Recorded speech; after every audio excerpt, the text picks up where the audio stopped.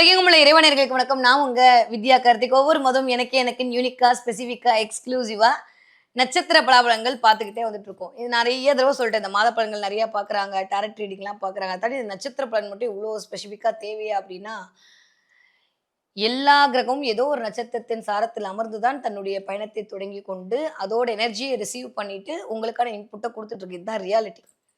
சந்திரனே ஏதோ ஒரு நட்சத்திரம் மேல நிக்கும்போது தான் நம்ம இந்த ராசி, இந்த நட்சத்திரம்ன்ற விஷயத்தையே சொல்லுவோம் இல்லையா? அப்ப நட்சத்திரத்தின் வாயிலாகத்தான் இந்த கிரகங்களுடைய எனர்ஜி எல்லாம் ஊடுருவப்பட்டு நமக்கான சில காரணிகளை இந்த மாதம் இப்படி இருக்க வேண்டும் என்கிற ஒரு பிரம்மாண்டமான பிரபஞ்ச ரகசியம் அங்கு தீர்மானம் செய்யப்படுகிறது. ஸோ அந்த வகையில் நம்ம தொடர்ந்து ஒவ்வொரு ராசிக்காரர்களுக்கும் நட்சத்திர ரீதியாக பலாபலங்கள் பார்த்துட்டே வரோம். அந்த வகையில் இப்ப நம்ம பார்க்கக்கூடிய மாதம் என்னவென்றால் இந்தியாவுக்கே சுதந்திரம் கிடைச்ச ஆகஸ்ட் மாதம்.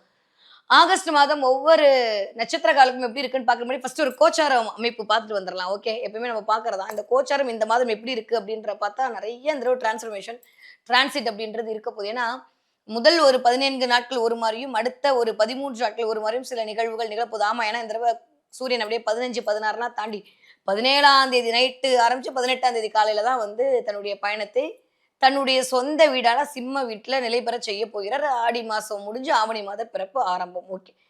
எடுக்கும்போதே செவ்வாய் இதுவரைக்கும் சுக்கிரன் வீட்ல இருந்த செவ்வாய் அப்படியே புதனோட வீட்ல போய் உட்கார போறார். அங்க ஆல்ரெடி புதன் உட்கார்ந்திருக்காரு. 8ஆம் தேதி அவர் அப்படியே கீழ இறங்கி கடகத்தை நோக்கி வந்து விடுவார். இதுவரைக்கும் கேதுவோட பிடியில அப்பாடான்னு மாட்டிட்டு இருந்த மிஸ்டர் சுக்கிரன் அப்படியே தன்னுடைய நீச்ச வீடு நான் அப்படி எடுக்க மாட்டேன். வலுக்குறைவான வீடான கன்னி வீட்ட நோக்கி தன்னுடைய பயணத்தை செலுத்தப் போறார். அந்த மாதம் ஃபுல்லாமே அங்க தான் இருக்க போகுது. அதுக்கப்புறம் 28 தேதிக்கு மேல எகெயின் கடகத்துல இருக்கக்கூடிய புதன் சிம்மத்த நோக்கி இயங்க போறார். அங்க புதன், சிம்மத்துல அதிபதியான சூரியன், அப்புறம் கேதுவோட ஒரு சஞ்சாரம். ஆரம்பிக்கும் போதே வந்து பார்த்தீங்கன்னா, ஒரு 8 தேதிக்கு மேல புதன் தன்னுடைய ஆட்சி பலம் வாங்கியிருந்த வீட்டை அப்படியே அது ஏன்னா புதனுக்கு வந்து மிதுனம்னா ஆட்சியும் கிடையாது, உச்சமும் கிடையாது. ஒரு வீடு புதனோட வீடு இல்லையா? அந்த வீட்டை தாண்டி கடக வீட்டுக்குள்ள வந்து அங்க குரு, சூரியன், புதனோட சேர்ந்து கஜலட்சுமி யோகம் இயங்க போகிறது. இதுதான் இந்த மாசம் உலகத்துல இருக்கக்கூடிய எல்லா மக்களுக்குமான ஒரு சார்ட். அஸ் யூசுவல் எப்பயும் போல கேது வந்து சூரியனோட வீட்ல இருக்க போறார் சிம்மத்துல. ராகு வந்து 11ஆம் வீடான கும்ப வீட்ல இருக்க போறார். 12ஆம் இடத்தில் மிக முக்கியமாக இந்த மாதம் எனக்கு தெரிந்து ஜூலை மாதமே ஆரம்பிச்சாச்சு. சனி வக்ரகதியில் பயணம் செய்து கொண்டிருக்கிறார். சனி வக்ரகதியில இருக்கிறது நல்லதா, கெட்டதா? சனி வக்ரகதி பேச்செல்லாம் நீங்க நேரம் பார்த்து முடிச்சிருப்பீங்க. ஆமா இந்த தடவ நம்ம தான் போல. நெக்ஸ்ட் டைம் போலாம். சனிய போய் வக்ரப்படுத்த முடியுமா? என்ன பண்ணாலும் அவர் பண்றது தான் பண்ணுவாரு. இருந்தாலுமே சனி வக்ரகதியில் பயணித்தல் என்பது சில ராசிகளுக்கு, சில நட்சத்திரங்களுக்கு மிகப்பெரிய சஞ்சாரத்தையும், மிகப்பெரிய ஒரு நல்ல மாற்றத்தை நோக்கியான ஒரு பரிணாமத்தையும் குடுக்கும். இதுக்கு முன்னாடி ஒரு விஷயம் நான் கிளியரா சொல்லி முடிச்சிடுறேன். இந்த மாதம் கிட்டத்தட்ட எல்லா கிரகங்களும் ராகு, கேதுக்குள்ள பிடியில இருக்கக்கூடிய ஒரு மாதம். ஸோ, அப்போ நீங்களே புரிஞ்சிருப்பீங்க இந்நேரம் இல்லையா? அதனால இந்த மாசம் சரி வாங்க பார்ப்போம். ஒவ்வொரு மாசமும் ஒரு மாரி போகுது. இந்த மாசம் நல்லாவே போகும். பார்க்கலாம். ஆல்மோஸ்ட் நெறைய பிளானட் வந்து ராகு, கேதுவோட பிடியில இருக்கக்கூடிய இந்த காலகட்டத்தில அந்த நட்சத்திரங்களும் அதே மாரியான இயக்கம் அப்படின்றது தான் இயங்க போகுது. ஆனா ஒரு சில நட்சத்திரங்கள் பிரம்மாண்டமா தன்னுடைய வெற்றியை நோக்கி பயணம் செய்ய தான் போறாங்க. அந்த வகையில முதல்ல தன்னுடைய விடாமுயற்சியால் விஸ்வரூபம் எடுக்க காத்துக் கொண்டிருக்கும் மேஷ ராசியில இருக்கக்கூடிய அஸ்வினி நட்சத்திரக்காரர்கள். அஸ்வினி நட்சத்திரக்காரர்களுக்கு இந்த 1 மாத காலம் எப்படிலாம் இருக்க போகுது, என்னவெல்லாம் பண்ண போகுது அப்படின்னா, மிஸ்டர் கேது சுக்கிரனோட சேர்ந்திருந்த கேது அப்படியே சுக்கிரனையும் தனியா அமுச்சு விட்டாரு. தான் தான் டான் மாரி உட்காந்துருக்காரு. எப்பயும் சொல்லுவாரு கேதுவ தனியா விட்டீங்கன்னா தான் அவர் நெறையா ஏன்னா அவர் தான் ஞானக்காரகன், யோகக்காரகன், போகக்காரகன். கேதுவ பத்தி யார் என்ன வேணாலும் சொன்னாலும், நான் என்னுடைய கண்ணோட்டத்தில் ஒரு கூரிய அறிவு வேணும்னா, அங்க கேது கண்டிப்பா வேணும். அப்படி இருந்தா தான் அந்த இடத்துல ஒரு மைக்ரோ ரிசர்ச் அப்படின்றது நடக்கும். வாழ்க்கைக்கான அடுத்த பரிணாமம் வாட் எவர் இட் இஸ் நீங்க எதா இருந்தாலும் நீங்க பரிணாமிக்கணும் என்றால் அங்க கேது மிக மிக முக்கியம். ஸோ அந்த அடிப்படையில வந்து இந்த தடவ கேது 5ஆம் வீட்ல அமர்ந்திருக்கிறார். 17, 18 தேதிக்கு அப்புறம் அந்த வூட்டு ஓனரான சூரியனும் வரப்போறாரு. ஓகே. வந்தா நான் தான் எப்பயுமே ராகு கேதுகளுக்கு ஒரு பெரிய ஒரு விஷயம் இருக்கு. அவங்களுக்குன்னு தனி வீடு கிடையாது. அந்த இருக்கிற வீட்டை தனதாக்கிக் கொள்வார்கள். இல்லையா? அந்த மாரி இப்போ சூரியன் வீடான சிம்ம வீடு தான் என் வீடுன்ற மாரி கொஞ்சம் டானா வந்து கேது வேல பார்த்துட்டு இருக்காரு. இப்ப சூரியனும் வந்து அந்த இடத்துல வருஷத்துக்கு ஒரு தடவ தான் பாவம் அவர் வீட்டுக்கே வராரு. இப்ப இது 2மே ஏதாவது ஆகுமா அப்படின்னு பார்த்தா, கேது சூரியனை அஸ்தமனம் பண்ணுவாரா? Yes of course. கண்டிப்பா பண்றதுக்கான வாய்ப்புகள் உண்டு. இது ஒரு பக்கம் அஸ்வினிக்கு. இன்னொரு பக்கம் எடுத்து பார்த்தீங்க அப்படின்னா, 2ஆம் வீட்டு அதிபதியான மிஸ்டர் சுக்கிரன் கொஞ்சம் வலுக்குறைவான நீச்ச கதியில் இருக்கிறார். அவர் 2க்கும் 7க்கும் உடையப்பட்டவர். இந்த கொஞ்சம் டெக்னிக்கலா தான் பேசணும்னு முடிவு பண்ணேன். ஏன்னா அப்படி பேசினா தான் கொஞ்சமாவது நீங்க என்ன கழுவி ஊத்த மாட்டீங்க. என் பிரச்சனையே இல்ல. இது புதனோட பிரச்சனை, சுக்கிரனோட பிரச்சனை. What can I do? இந்த தடவ பார்த்தீங்கன்னா 2க்கும் 7க்கும் இடைப்பட்ட சுக்கிரன் வந்து நீச்ச கதியில் இருக்கும்போது, வார்த்தையில மிகுந்த கவனம் தேவை. ஆனா அதை தாண்டியும் இந்த புதனுடைய அமைப்பு, இந்த குருவோட அமைப்பு, சூரியனுடைய அமைப்பெல்லாம் ஃபென்டாஸ்டிக்கா இருக்கு. இதுவரைக்கும் இல்லாத அளவுக்கு கஜலட்சுமி யோகம், மாளவிகா யோகம்லாம் கிரியேட் ஆகும். ஸோ அஸ்வினி நட்சத்திரக்காரர்களை பொறுத்தவரைக்கும் கேதுவுடைய அமைப்பு தன்னுடைய சுயசாரத்திலே கேது சஞ்சாரம் பண்ணிட்டு இருக்காரு. அதாவது மகம் நட்சத்திரத்திலே கேதுவுடைய பயணம் இருக்கிறது அப்படின்றது இட்ஸ் அ பிளெஸ்ஸிங். நிறைய ஆன்மீகத்தோடு கனெக்ட் ஆகும். வருமான ரீதியாக எந்த பிரச்சனையும் இருக்காது. ஆனா செலவுகள் அதிகரிக்கக்கூடிய மாதமாகத்தான் இருக்கு அஸ்வினிக்கு. ஏன்னா ஆல்ரெடி விரயத்துல சனி ஆனா ஒரு சும்மா விஷயம் என்னன்னா, யாருக்கு வந்து சனி நல்லது பண்றாரோ இல்லையோ, மேஷத்துக்கு சனி நல்லது பண்ற பிளான்ட் கிடையாது. நம்ம ஆல்ரெடி பேசியிருக்கோம். மேஷத்துக்கு சனியும் சரி, புதனும் சரி வக்ரம் ஆகிவிட்டாங்கன்னா, அதோட சந்தோஷம் உலகத்துல எதுவுமே இல்லன்னு தான் நான் சொல்லியிருக்கேன்.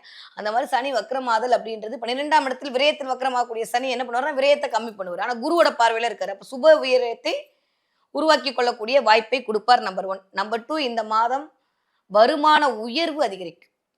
குரு சனிய மாரி வேலை செய்வாரு. அப்ப நெறைய வந்து நீங்க ஒண்ணா டீச்சிங் ஃபீல்ட்ல இருக்கக்கூடிய ஆட்களாக இருந்தாலும் சரி, நீங்க டீச் பண்ணக்கூடிய ஆட்களாக இருந்தாலும் சரி, இல்ல போதனை உங்களுக்கு ஏதாவது ஒரு நல்ல மத குருமார்கள் கிடைக்கிற மாரியான வாய்ப்புகளும் இந்த அஸ்வினி நட்சத்திரக்காரர்கள் நிகழ காத்திருக்கிறது. கூட்டி கழிச்சு பார்த்தோம்னா, அஸ்வினியை பொறுத்தவரைக்கும் இந்த ஒரு மாத காலம் கொஞ்சம் வாய்க்கு ஜிப்லாக் போட வேண்டிய மாசம் தான். வாயவே திறக்காதீங்க. யார் என்ன பேசினாலும் வாயவே திறக்காம இருக்க வேண்டியது தான் அஸ்வினிக்கு முதல் முக்கிய காரணம். 2வது வருமானம் வரக்கூடிய இடத்துல அத குடுக்கக்கூடிய மிஸ்டர் சுக்ரன் கொஞ்சம் வலு குறைவா இருக்காருன்றத புரிஞ்சுக்கோங்க. அப்ப தேவையில்லாத எக்ஸ்பெக்டேஷன் நோ. 7ஆம் இடம் என்று சொல்லக்கூடியதா சமூகம். அப்ப தேவையில்லாம உங்கள பத்தி நெறைய காசிப் பேசுவாங்க. அத காதுல வாங்கிட்டு பேசாம போயிட்டே இருக்கிறது பெட்டர். அப்ப அடுத்தவர்களுக்காக செய்யக்கூடிய விஷயத்துல கம்மி பண்ணீங்கன்னா போதும். பொருளாதார இழப்பு இந்த மாசம் கிடையாது. அதுக்கு பதிலான வருமானம் என்பது மிகச்சரியாக இருக்க போகிறது. ஹெல்த் வைஸ் இருந்த பிரச்சனை சரியா போகுது. ரொம்ப நாளுக்கு அப்புறம் மருத்துவமனை, நல்ல மருத்துவர்கள் கிடைப்பதற்கான வாய்ப்புகள் உண்டு. ஓகே. படிக்கிற பிள்ளைங்க எப்படி படிப்பாங்க இந்த தடவ அப்படின்னு பார்த்தீங்கன்னா, ஆல்மோஸ்ட் சூப்பரா படிப்பாங்க.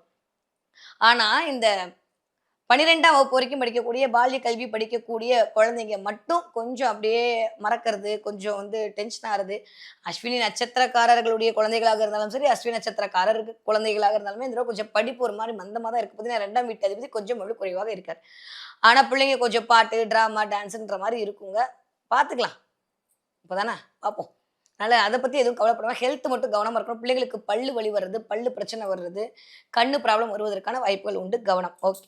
20 வயதிலிருந்து 40 இருக்கக்கூடிய அஸ்வினி நட்சத்திரக்காரர்களுக்கு பிரம்மாண்ட வெற்றி கிடைக்க போகுது. இதுவரைக்கும் எல்லாருக்கும் தொழில் முன்னேற்றம் கிடைக்கும். இந்த இடத்துல வரக்கூடிய தசாபுதிலாம் ஆல்மோஸ்ட் சூரியனை தாண்டி சந்திரனுடைய, செவ்வாயுடைய, ராகுவோட காரகத்துவத்துல நீங்க பயணிப்பீங்க. இந்த அமைப்பு அப்படின்றது வாவ்! வேற லெவல் டிரான்ஸ்ஃபர்மேஷன குடுக்க போது. நெறைய அஸ்வினி நட்சத்திரக்காரர் இந்த வயது ஒத்தவர்களுக்கு திருமண பாக்கியம் அப்படின்றது 100 விழுக்காடு உண்டு.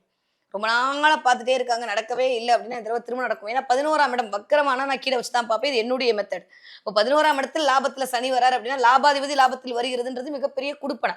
அப்ப எந்த லாபத்தெல்லாம் எதிர்பார்த்துக்கிட்டு இருந்தோ, அந்த லாபம்லாம் இந்த மாசம் கிடைக்கும். Okay, clear.